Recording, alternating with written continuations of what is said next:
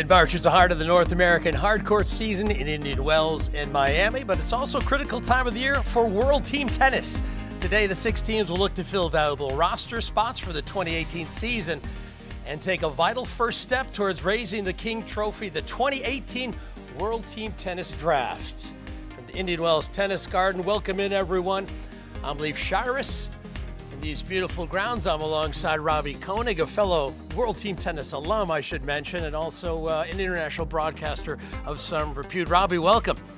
Good to be here. I think exciting times, a big pressure for everybody concerned on the big day. Yeah, this is obviously where it all kicks off. Roster spots are filled. Robbie, we've shared the pressure, the elation, the disappointment, the challenges of traveling World Team Tennis, but today it all starts. It does, and many things to take into consideration for the owners, of course, the coaches of the team, who you picked. Are you looking for singles players? Are you looking for doubles players? What kind of characters are you looking for in your team?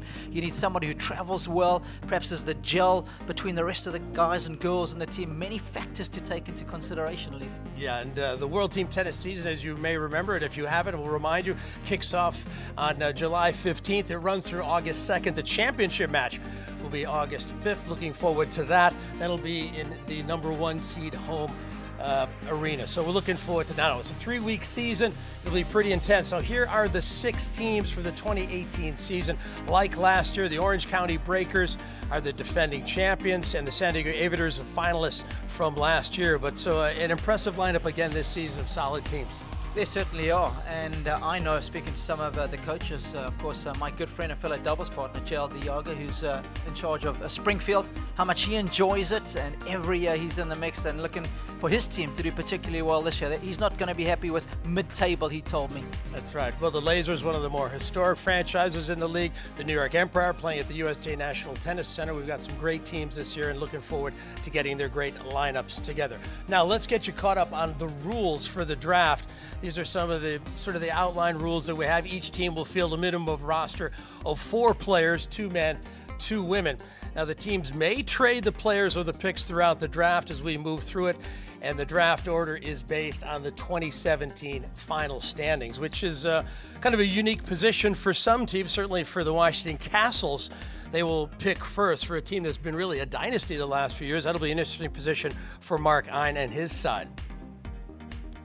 So here is a look at the draft order based on how the teams finished last year. The Castles, #1. The Freedoms will pick 2nd. Springfield Lasers, #3. And the New York Empire. The Aviators, the runners-up last year, and the Orange County Breakers, the champions, will select at #6. Now, here is just a look at the players who are protected, the players who are re-signed, and the players who will be coming back. Let's start with the Washington Castles. Now, these players are re-signed and are protected by the Castles. Of course, Venus Williams coming back. Nice addition again. She's been a part of this team for a number of years, and she'll be playing again for the Castles. Yeah, brings so much class, of course, so much experience. Can play both singles and doubles. Multiple major champion, and I think it's the aura that she brings to the court that makes her so appealing to everybody. Yeah, she's raised a couple of King trophies for the Castles, so she does bring a lot of winning experience, and what an intimidating figure coming forward like she does so well. No kidding. I played against her and with her, and I tell you what, on both occasions it was intimidating. Better to play with her, right? Absolutely. Bob and Mike Bryant, the brothers from Camarillo, now out of Florida. Of course, they'll play for the Castles. Great addition to any lineup. I don't think anybody brings more energy to the tennis court than these 2 guys. They've been instrumental in Mark Ein's team doing so well. And again, so much flexibility between them. Mike can play singles as well. And again, the energy that they bring is unmatched. And I think they're going to be a crucial component in any team. Yeah, perfect fit, aren't they, for their doubles work? Another perfect fit for DC over the years has been Madison Brengle. She's been a huge component in terms of singles and her contributions in doubles. In fact, one season she won the championship point for the Castles. She's been a great addition to the lineup. She has, and I mean, you know, she's beaten the likes of Petra Kvitova a couple of times of late. She's beaten Serena historically, so you've got a player there who is of the highest ilk. So the Castles locking up some very impressive players. Now the next team who maybe struggled last year but looking to do well this year is the Philadelphia Freedoms. Sloane Stevens is their first protected player. Sloane played last year for the Freedoms. Doesn't hurt when you can add a U.S. Open champion to the lineup. I mean, serious firepower there. And, of course, she's going to be playing with so much confidence. And most importantly, Leif, she understands the format well. She's been there, done it, got a feel for it. And that's invaluable when you're playing World Team Tennis. Good in singles and in doubles, obviously a great athlete. You can see the skills she possesses. Yeah, good energy as well off the bench. That's so important. Yeah, there's Taylor Townsend. Second re-signing for the Freedoms. Taylor, the left-hander, so skilled, and she is a great addition, not only for ability to play singles, but also an excellent doubles player. Yeah, and talking about firepower, it's never nice to face those lefty forehands. Of course, uses the leftiness on her serve so well. And also, great character, loves the energy. Yeah, Fabrice Martin is also a re-signing by the Freedoms. #1 mixed doubles player in the league, I should say, and he is great on the doubles court, great in the locker room as well. He's a great character to have on the team. And that's such an important thing to have, is to have that chemistry amongst your teammates, especially when you're living in their pockets for a couple of weeks, and he brings a lot of that, plenty of firepower to boot. Yeah, nice forehand up the line there. All right, let's take a look at the Springfield Lasers, and here are the returning players for them. Jack Sock, who made his appearance last year with them, re-signed, so nice for them to lock up a guy like Sock, who finished inside the top 10 last year, and maybe playing some of the best tennis of his life. Yeah, absolutely. Jack Sizzle, plenty of energy as well for Jack. And of course, yeah, he's been playing some of the best tennis of late as well. Let's not forget, he's a major doubles winner, and I think going to get a lot of support in the Midwest. Here's Abby Spears. She's also locked down for the Lasers. Abby, such a talented doubles player and a real contributor for the Lasers. Yeah, I know John Lafney, Diego, has been a big fan of hers over the last couple of seasons. The New York Empire, you can say they've locked up a few players. First off will be John Isner, Big John, who's getting out of the blocks a little slowly this year, but he made some nice contributions last year. And anytime this guy's on the court, he can be a handful. He'll be a great addition again. Yeah, of course, John, the moment you've played this event a couple of times, that's always the big thing for me. Guys who come in as rookies, I think it's always a big adjustment to make, but JR, no troubles there. Another popular player is Jeannie Bouchard, the Canadian. She'll be a part of the Empire's roster, playing at the USTA National Tennis Center. Obviously, she, when she gets it right, is one of the best players in the world. Pride of Canada. Yeah, and brings a lot of celebritism to the tennis court, does Eugenie. Yeah, when Marty puts down the golf clubs, this guy can play tennis with the best of them, one of the greatest two-handers of all time, and really one of the most skilled players. Great to have Marty back in World Team Tennis. Great to have him on the Empire. Yeah, it certainly is, and of course, great versatility, and what a great team player he will be. Yeah, here's Neil Skupski. You know Neil pretty well. He's a great doubles player. His brother also played in the league, but Neil's a lockdown player this year for the Empire. He certainly is. All right, so for the San Diego Aviators, returning finalist, but also a champion back in 2016, Naomi Brody, the Brit, tall, athletic. She can make a real impact on the game. Great one-handed backhand. And, of course, plenty of firepower behind the serve, and I think that's such a key shot. If you can get a lot of free points in World Team Tennis, it'll set you up very well. Yeah, she also plays with such tremendous passion. That fits right in. She did a little dancing on the sideline there. I think John Lloyd was pretty happy about that contribution. All right, here's the Orange County Breakers, the defending champs, and they've locked down some really solid players here. Janina Wickmeyer, Andrea Klepek, both having great seasons last year. And Wickmeyer, she said it was one of the most thrilling experiences she's had, and she's going to come back. I've heard that from so many players when I spoke to them post the World Team Tennis season, how much fun they have. And so often you see players go and have great results on tour off the back of playing World Team Tennis, and Janina's one of those who has benefited from the format. All right, so that is a look at some of the returning players, or players that have been re-signed or protected, an opportunity for those players. Here's just a wrap-up of what these protected lineups look like for each of the teams. Now it's the time to get into the actual draft. And part of looking at the players, we've talked about the chemistry, we've talked about their additions as singles and doubles players. Another tool that the owners and the GMs will be using this year is the Universal Tennis Ranking, another way to sort of define players and see who's playing well and matching up rankings to see who's going to be a valuable addition. So this is a nice addition to the draft this year. It is. Anytime team owners, Leif, have got additional statistics and ratings like this to call on, you know, information is power. and you want to find every nook and cranny you can. You want to find a little nugget in a player, bring him in, and hopefully they'll do the job for you. Yeah, and this UTR has really been a nice way to look at the players and define them a little more closely based on how well they've been playing of late, how much competition they've played, and the actual scores themselves. And World Team Tennis is partnering now with UTR. You can see the rating is between 1 and 16.5. Obviously, 16.5 is the highest that you can go.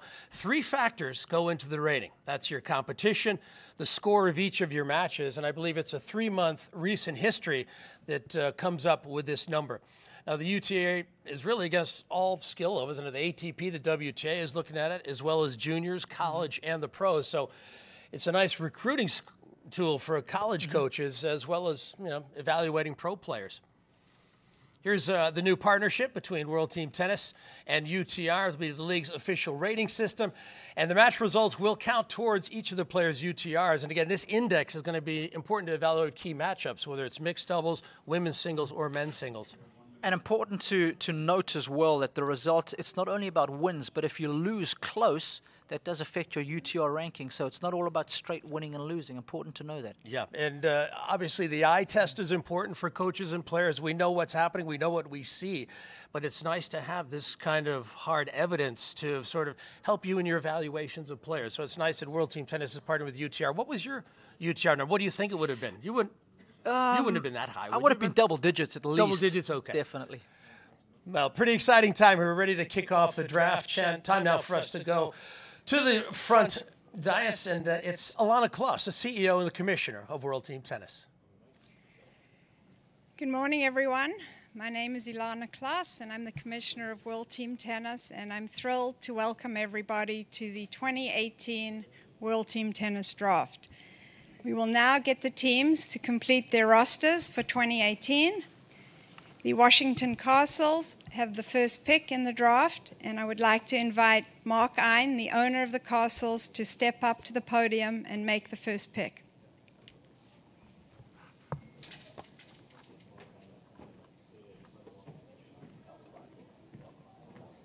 Thank you, Ilana. The Castle's #1 objective is not to have the #1 pick next year. And to that end, with the #1 pick, we're going to take the Australian Open quarterfinalist and University of Tennessee volunteer, Townsend Sandgren.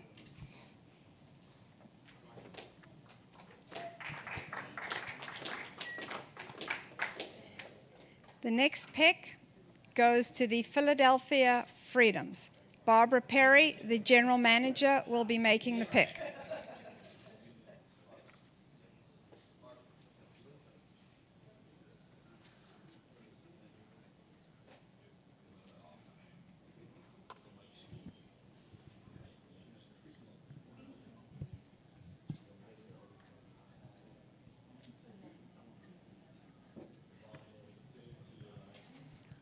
So Townsend Sandgren, the #1 pick of the draft. I believe Jack Sock Good morning. was the #1 pick of the draft Serving last freedom year. this summer in Philly, we are proud to select the 16-year-old sensation, Amanda Anisimova.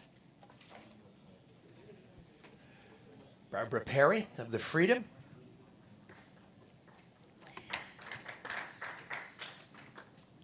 Wonderful The next addition pick with goes to Anisimova. the Springfield Lasers. Bob Ballot, the owner, will be making the pick.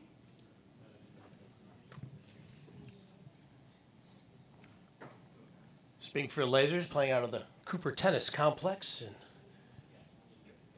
Springfield, Missouri. Wonderful center for tennis. They get great support from the community there. Bob Ballot is the man who will come and decide their #1 pick.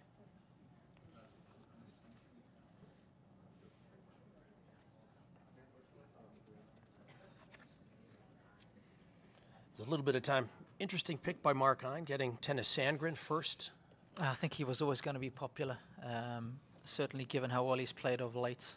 Doing so well in Australia, I think he's come onto everybody's radar. Anytime you beat players of the ilk of Dominic Thiem or Stan Wawrinka, Leaf, you're gonna be a pulsating light on any team owner's radar, I think. So good pick, I think, from Mark. He's been around a long time and follows the tour closely, so he's right on top of things.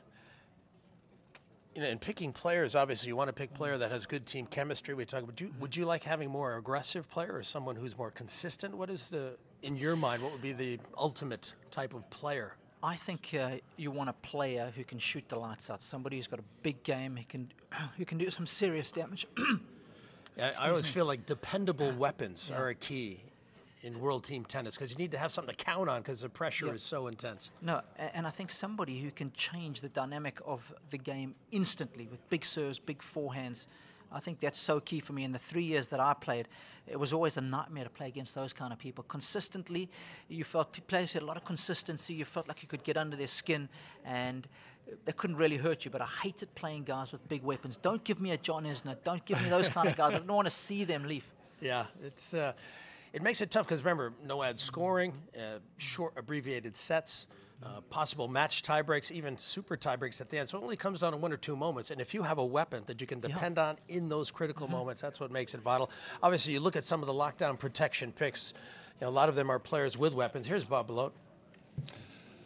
With the 3rd pick in the 2018 WTT draft, the Springfield Lasers are very pleased to welcome back former league MVP Vanya King back into the Lasers fold. Go Lasers. Yeah, that's an excellent pick. Vanya King has always produced when she'd played world tennis. Yeah, no surprises there. You talk about a player who's got pliability as well, Leaf, singles and doubles, knows the format. No surprises there that the Lasers have gone with her.